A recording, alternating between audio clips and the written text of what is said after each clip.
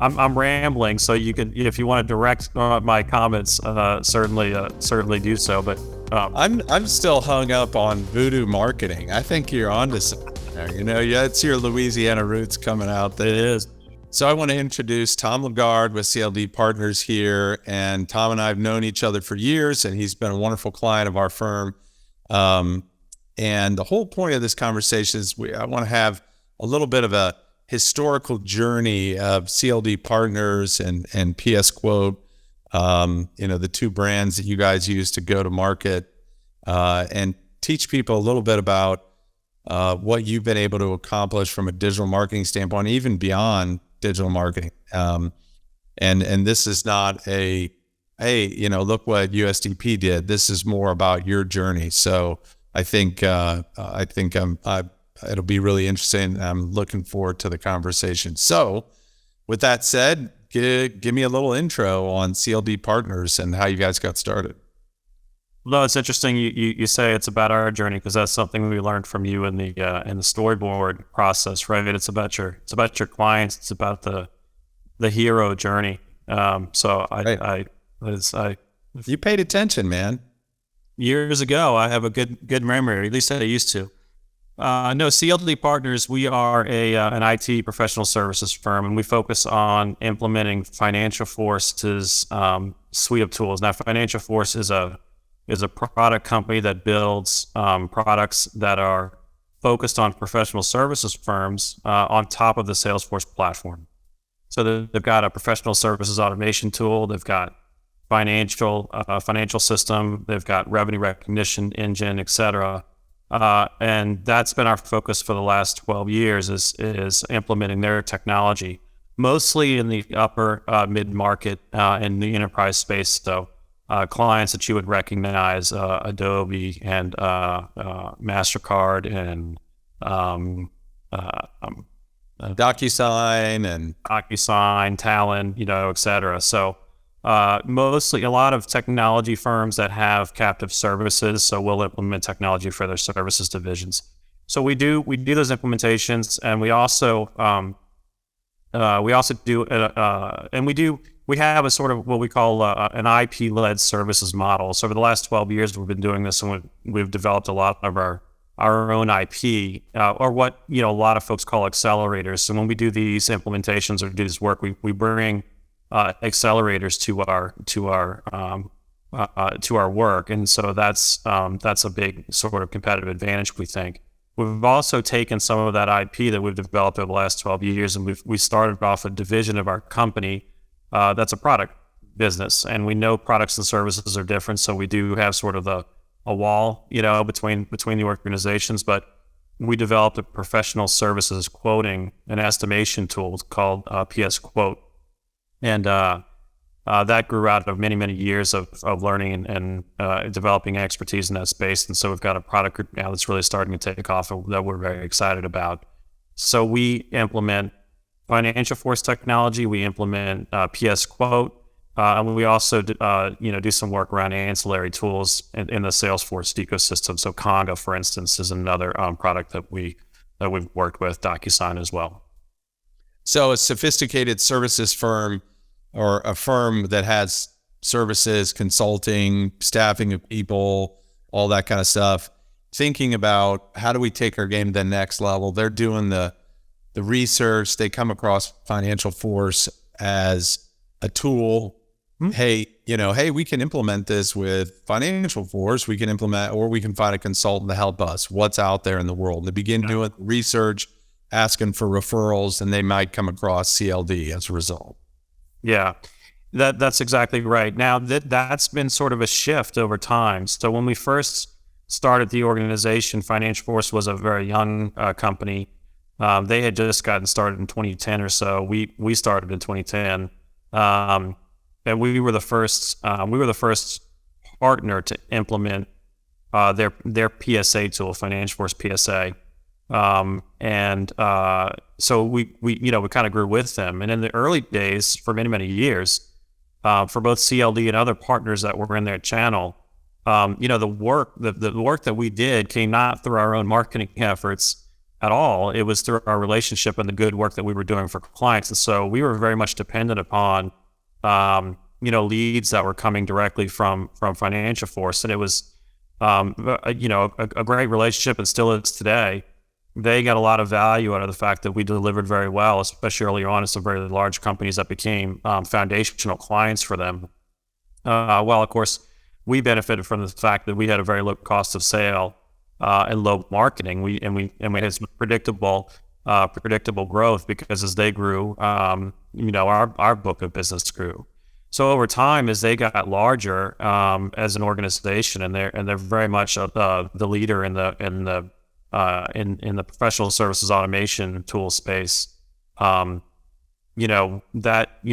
attracted more. They needed more partners, right? Because they had certainly more deals than we could possibly do as an organization. But it just as they matured, they had to develop their partner community.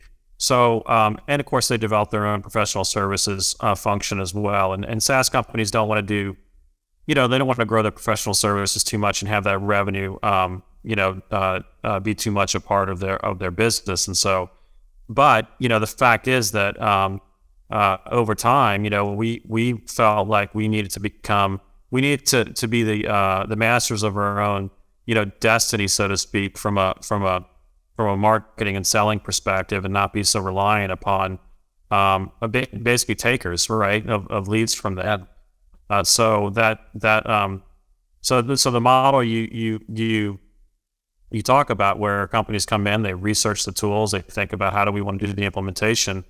They see more and more. It's not just, hey, we want to talk to one partner. It's, hey, we want to talk to multiple partners. And so we really need to be able to tell a story about why, what were our competitive advantages when companies come in, not through our partner, but through a Google search, for instance, or an ad that they see, and be able to effectively, hook them and want them to talk to us. That's getting more and more important over time.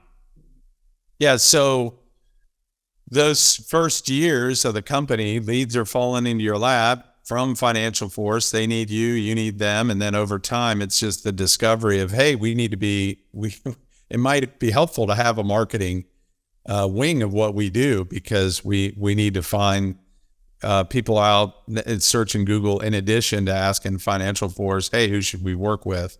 You're one of many implementers in a competitive space. So that's just the reality of waking up to the need of marketing, it sounds like. And we were introduced by a wonderful person, mutual friend, my wife, Margaret, who knows you from undergraduate days at the beautiful University of Dallas. Go Dogs. And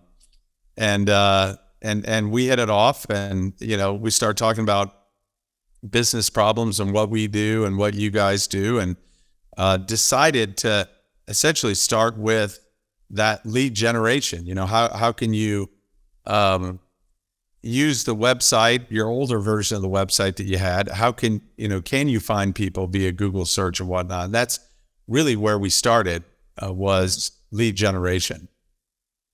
Yeah. And candidly, our mindset, and I'm my background is sales, it's not marketing, and they're different things, right? And I think of marketing as much more strategic, and selling almost as more tactical, right? You've got a very particular person or company that you're dealing with, and there's very specific things that you might do in that particular sales cycle. Marketing is obviously much broader than that. So in the early days, we didn't perceive a need, right, for being excellent on the marketing side, because effectively our partner was doing our marketing for us, right? Yeah. We had a website, right? Because you gotta have to have a website, and it was a fine website, but it wasn't something we gave too much thought of. It was more just a landing spot for people to come when they heard our name, just to make sure, hey, this is a real company, So we had that for many, many years, and it served our purposes, because we were not animated by rapid growth as a services company. We weren't weren't trying to grab as much work as we could. We were trying to grab the work that we could do and deliver on very, very well. That was part of our business model. And so, but over time, as we felt like we needed to take control of our destiny, so to speak, becoming more cognizant of what our messaging was and how we're going to get those leads, became really important to us. So we knew nothing about digital marketing. We knew that it existed, we knew that, serious companies do this sort of thing because it's the right thing to do for their businesses. But we knew very little. And so, when you and I first talked, I was just starting to wrap my head around, what do we need to do? And it was voodoo to me because it was not something I had ever really thought too much about. And my role in the company as a partner is sort of like, I play a general management role, but sort of sales and my job to figure out how to bring revenue to the company effectively. So this fell on my plate, and I had gotten proposals to do some, branding, right? So talk, what's your brand? How do you want to talk about yourself to the outside world? Right. It was very esoteric to me, because it's like, you don't know exactly what you're going to get because it's not a really clear, deliverable other than, hey, we're going to help you talk about you understand yourself better and your brand and help you figure out how you're going to present that to the world. Right. So I had this proposal, and meanwhile, I run into this my old friend in Dallas, and obviously you all knew one another, and asked. She said, "Oh, David does digital marketing," and I said, "Well, I should talk to him because I've got this proposal. I don't know anything, but I'd much rather work with someone who I have a connection to." And of course, I loved the fact that we had very similar outlooks on our businesses. In terms of like how we thought about work and the people that we have and how important they are in creating a certain culture, and the fact that we're very much delivery driven. Like we view our success based upon how our clients do, and so that I felt very comfortable that even if I didn't understand exactly what we were embarking upon, that we were doing it with a partner who understood who we were and what was important to us as people, right? And the way that we think about our business, is the first step. And I was really pleased. So I'm rambling. So you can, if you want to direct my comments, certainly do so. But I'm still hung up on voodoo marketing. I think you're onto something there. It's your Louisiana roots coming out. It is. It does seem like voodoo sometimes, and you probably thought that when we're like, okay, we're going to use this messaging framework where we're gonna try and articulate that your clients are the hero, and you're positioning CLD as the guide to their professional services PSA aspirations, and you need to hire CLD as your guide because they know they have the tools and the expertise to get you through this, which could, everybody in business knows, going back to the 90s, ERP implementations, everything, it can be absolute hell, right? And if picking the right partner to help you get there, the right consultants, has everything to do with your success. And so, we convinced you all, okay, we do have, you guys do have a brand problem, but it's first around your messaging, on how you position yourself to your prospects out there. So we did that as a part of, hey, we can tweak the logo or we can do this or that, but we really had to make sure we get the messaging right for the website, for the new version of the website, for advertising, for brochures, for video scripts, for all of this. So the person's looking for, I need a PSA consulting firm, I need a PSA solution, I've got to get 3 bids. How are you going to stand out? How are you going to differentiate yourself from the competition? So that's the journey. That's what we went down. We went through what was your reaction to the whole adjustment to messaging and the recommendations, we ended up netting out there? Well, I mean, in a word, very positive. So we try to be self-introspective. Everybody does as much as they can. Everyone's got blind spots, but certainly, one of the things that individuals or companies can fall into is not taking a step back and understanding how others perceive you. And so we never really gave that too much thought because we have in our own minds what our value is, right? And I think that process of coming in and saying, "Hey, look, you gotta sort of step back a little bit and understand what's going to be important to companies that are looking at your services, not what you think is important, right? It's not about you, Right. It's about what companies think might be important." And that's where sort of the voodoo comes in my mind, because on the one hand, marketing outcome is very measurable, right? You can see, okay, well, this is how many clicks I got, this is how many impressions I got, this is how many people, how long they stay on the website, but you're not really sure exactly what is going to move a particular individual in a particular spot to sort of say, yeah, I'm interested in that, or I want to do that, right? And that's where sort of the human element comes in, which is very interesting. And so when we went through the branding exercise, and I really appreciate that because you're talking about, hey, look, your clients, and we very much, we really think about it this way, but our business model is very much centered on the successful delivery of these projects. I mean, everyone says that, but a lot of companies can overcome, bad implementations or bad outcomes because they've got so much girth, right? So much business coming in that, hey, a failure here and there, that's part of, that's just costs of doing business, right? We never thought about it that way. That was never, we don't, it's not the way we thought about our business. And so it was very much, this process where you went through, where you got us through, look, your clients are the hero. Like, you need to tell the story about how you help your clients succeed. And it was very much resonated with me because you're talking about Odysseus and the Odyssey, and as we're story branding, and that resonated with me because I went to this crazy liberal arts college for reading that stuff, and so yeah, go ahead. You were No, meeting clients who who know the classic reference is very affirming. But taking a step back and saying, hey, how do we apply the good things that we do and make them and turn the focus on, hey, here's the great things that we do, to here's the great things that you do and how we helped you do them, right? Was a big shift, and I think a really important sort of an important thing that we learned. And so from that perspective, it became much more important to us as we thought about our brand, is making the story in our brand about the success that our clients have had.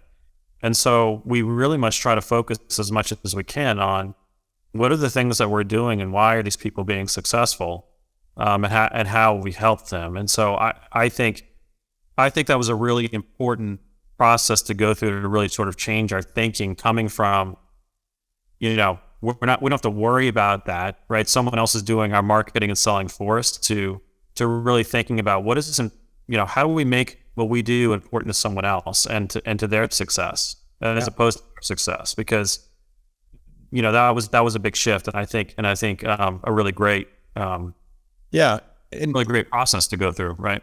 In the services world, I mean, they're hiring people, right? And like one of the revelations that you have is, and maybe on the other side of your business, PS quote, they're hiring, they're getting a tool, but they also need a guide to help them use that tool. But for implementing Financial Force, they want to meet the right people. They want to see a team that they can work with, who's empathized with the situation, understands the real needs they have, has the authority to guide them, and gives them a clear path that they want to go down and do. So, we had the digital advertising engine going. We're competing out there and paid search and remarketing and display advertising and all that around those terms. And then we undertake the website redesign. We do the messaging, come up with a completely new look and feel and approach. But For you guys, it's human driven, right? They're where the old website had no pictures on it. The new website has tons of pictures of team members and people collaborating and whatnot, so that it puts a face on the firm and says, lets people realize, yeah, I can see myself working with these people. They look confident. They look normal. It's not like Fifth Third Bank putting a bunch of models, of the perfect little banking client or what. It's real. Well, you don't think we look like models? Some, and maybe some not so much. No, that's why I'm not the lead model for USDP for sure. But then you do. So you have the new website then, and it's go to market and it's clearer, and the assumption there is that these people are going to do a little bit of research on you before they really want to talk to you. Yeah. They go ahead. No, we finish your thought, please. And so, building on that over time, I think we realized too, in going through the discovery, design, and development of the website, that your clients are in love with you. Like, they are so grateful that they met you guys and you helped them accomplish so much stuff. This is really amazing. Hey, maybe we ought to interview a few. Maybe we ought to get some testimony, because the greatest authority you could present to another prospect is to say, hey, don't take our word for it. I'm Tom Lagarde. You talk to these people, talk to Adobe, talk to, DocuSign, talk to these other clients. And so we decided to do some video work around that to help them tell the story. Yeah.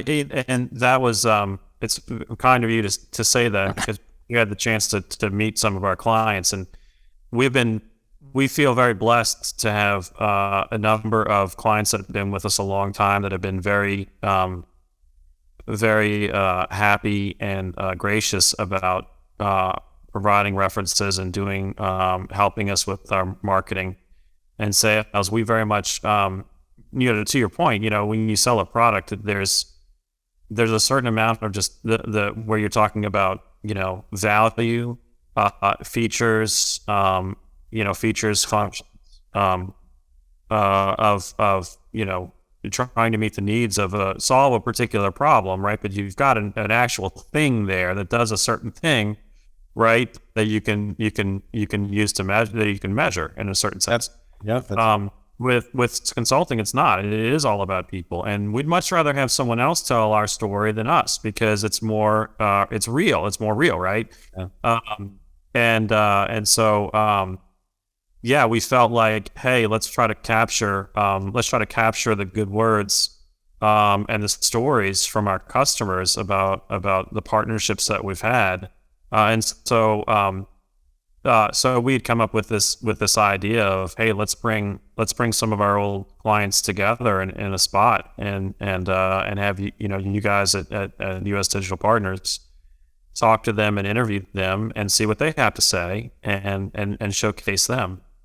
Yeah, it didn't take much effort. I mean, those people cracked wide open and started, telling stories about, certain team people who, really allowed them to accomplish so much more than they thought. And it's different for we interviewed 5 of those clients in Florida, and it was an amazing day.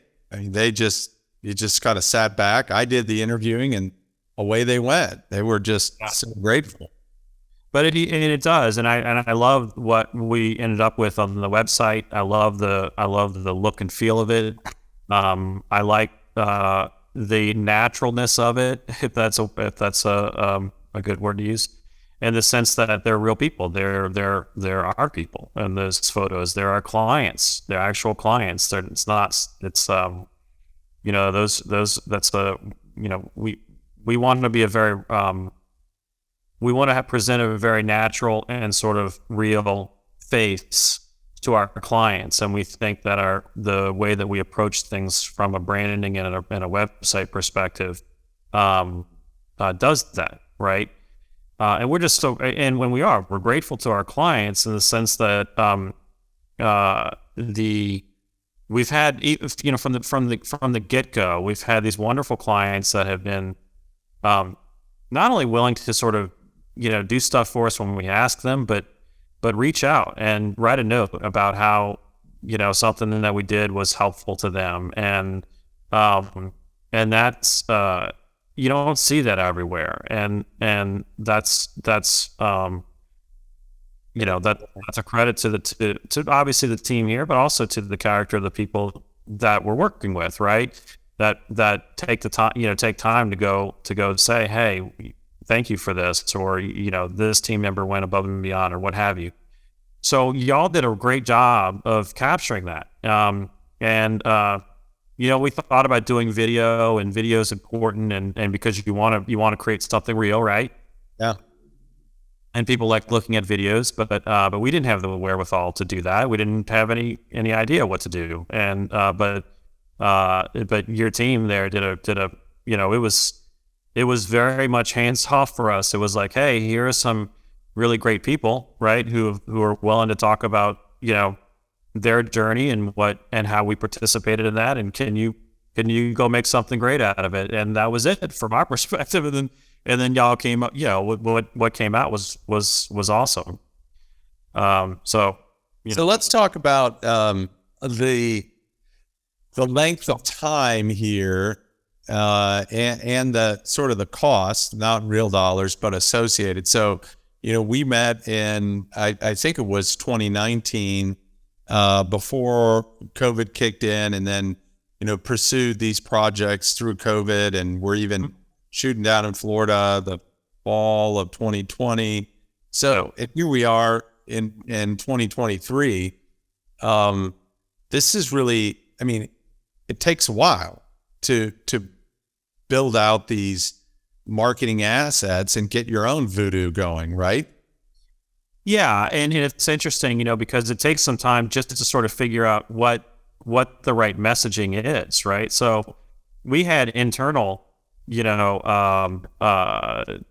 argument's not the right word because it's a little too strong, but some concern amongst the partners about, okay, well, should we take sort of a very positive view on the landing page, or should it be a little bit more negative, And so we did a lot, you do testing around that, what really resonates with people? Why? What would as like what causes them to go to the next page or click on the next button or whatever? So, and that just takes time. And of course, we're trying. We want to measure, right, what the investment is that we're making and what the outcomes are, and you can do that, right? But it takes time to sort of start to narrow down the message, and then of course as things shift, over time. Start to do new things, or the market shifts, or what becomes important to people shifts. You need to be nimble enough to sort of be able to make some changes as things change. So it's not, I think to your point, it's not a one-time thing. It's a get a foundation in for who you are, but then be constantly willing to sort of tweak what you're doing from a slight messaging perspective, or from a tactic perspective in terms of where you're serving ads, or what you're doing, and you're testing things to see what the what the outcomes are. Yeah. So we much view it as a journey, right? An ongoing one, as part of it that becomes. Whereas in the early days, this was just not something that we did. It's now a core part of our function as a company, is to continue to work with you all on an ongoing basis to make sure that we're getting our message out, right, in the way that we want to, that we're capturing mind share as folks and organizations and the market becomes interested in different things, right?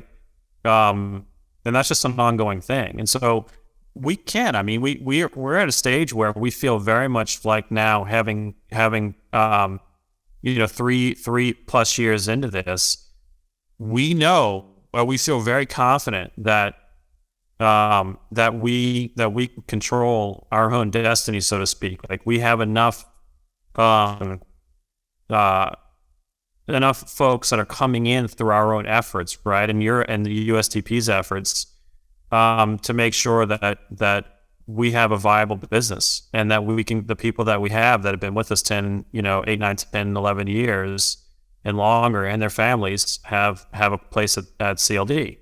And so, and that's the most important thing for us, right? Like, value for our customers first, but then also, taking care of the sort of the people that we have here. And so making sure that we're doing that well, doing the marketing piece well, is super important to us, and not something that we wanted to leave up to the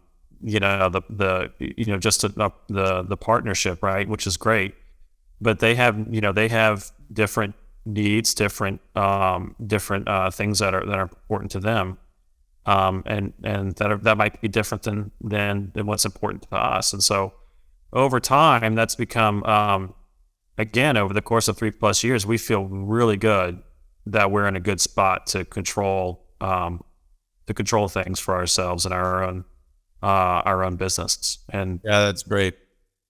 And that's the key is, you've got this whole marketing engine going now that's working for you all the time, whether it's advertising or just the website, because you can't predict when somebody's going to be shopping for financial force consultant or solutions, or somebody to get them out of a ditch with a project or whatever the case may be. You just have no idea. You don't know the season, you don't know the day, you don't know the time, you don't know. We're professional services too, and you kind of have to be buttoned up so that it could be Christmas Eve and somebody's looking for the right partner, or it could be 9 to 5 during whatever week during the year. So, but you guys, I mean, this has taken a long time and a significant investment on your part. There's a messaging, there's a website redesign, there's shooting videos in Virginia, there's shooting videos in Florida, there's ongoing buying the advertising, supporting, managing that, then the branding and launch of psquote.com and everything, just continual investment. And how do you guys as leaders sort of measure the value of that? I know it's kind of vague, but you measure it through your prospects saying, we did our research, we were on your website, we want you to bid on this, or the lead came directly from an ad click, or all those things. What have been the anecdotes from you all? Right. So there are certain things that are very easy to measure, right? There are certain things that are more difficult. But we have this wonderful tool that we use internally called Salesforce, and we run Financial Force on the back end. So we very much understand how our business operates. We understand what we talk about as sold versus as delivered. So I know exactly what we know what our margins are on a particular project at any point in time. And so it's the things that are easy to measure are, okay, look, we've spent X dollars on digital marketing, right, over this period of time.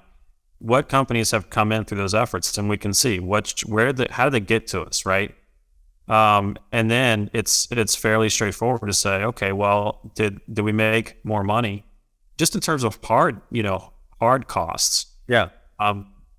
Did we make more money than we spent on those digital advertising or marketing, spend, right? Yeah. And I can tell you that we wouldn't continue to do it if we didn't feel like we were getting value out of it. But then there's this whole other sort of unmeasurable value that you get from the branding that you're doing, because again, to your point, like, you have no idea, when someone sees your logo or sees an ad, and they may file it away, right? Because they're not really doing anything right now, but maybe in a year, right, they're coming in and like, hey, we have a project now and we need to look for somebody to go do X, Y, Z, or we're interested in a services quoting tool and I saw this PS quote ad, whatever. all that is much, the value of creating starting to create a brand in someone's mind is unmeasurable. And there's certainly a large amount, a good portion of that's going on that we don't even know about, but we know it's there, right? We can't measure it, but we know it's there. Yeah. So we know that we're getting value at just a hard cost perspective.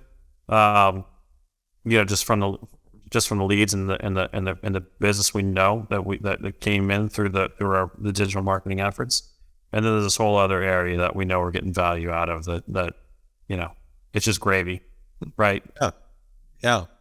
And it's hard. It's hard to convince. So one last question, and then I'll give you your day back. What advice would you give to firms who are kind of going down this road, for the journey here, who are maybe in the same boat of they haven't really taken marketing all that seriously. They're not sure how it works, all of that. What advice would you give them? Well, I would just encourage anyone who's in a similar spot to just sit down for a moment and take stock of, what happens if whatever it is you're doing to get your business, if that changes, right? And you don't have a way to drive interest in whatever product or service you're doing, you haven't invested in that. That's a really, you see a downturn like that. Like, COVID came out of nowhere, right? And if we hadn't started sort of, developing some ability to get the word out right about us, we would have been in a bad spot. And no one saw that coming, right? There can be changes that happen on a dime in this very fast changing world and market that we're in. And so if you're not, if an organization's not saying to themselves, like what we said to ourselves, we need to, again, I keep saying it, but sort of grab control of our destiny from a lead gen perspective, right? You really need to think about that, and not just as a one-time thing, but as an ongoing core function of your company, right? That you invest in this process, and whether you're a massive organization, you've got an internal marketing team, or you're like us, where you're like, hey, we value the expertise that U.S. Digital Partners adds on an ongoing basis, that we have you're almost part of we're part of the team, right? You really have to do it. You can't, if you want to be responsible in the sense of taking control again of the company, you've got to be able to sort of shoot what you kill. What's the expression I'm looking for? You gotta eat what you kill. Eat what you kill, right? But you gotta be willing to take control of that, right? And not leave your company to the vagaries of the market or the economy, right? Yeah, well said. That's it. And you end up getting kicked around by all kind of factors versus I like what you're saying about trying to take control of your own destiny. So Tom, thanks so much for everything. Appreciate your time and doing this with me today. Oh, thank you. I mean, look, we're very appreciative. I'm so glad that I ran into Margaret that day, and down in Dallas, and it's been I don't know how many years it's been we've been working with you guys now, but it's been a great partnership, and we're very appreciative of your organization, but also in particular the people that we've worked with for so long. So thank you.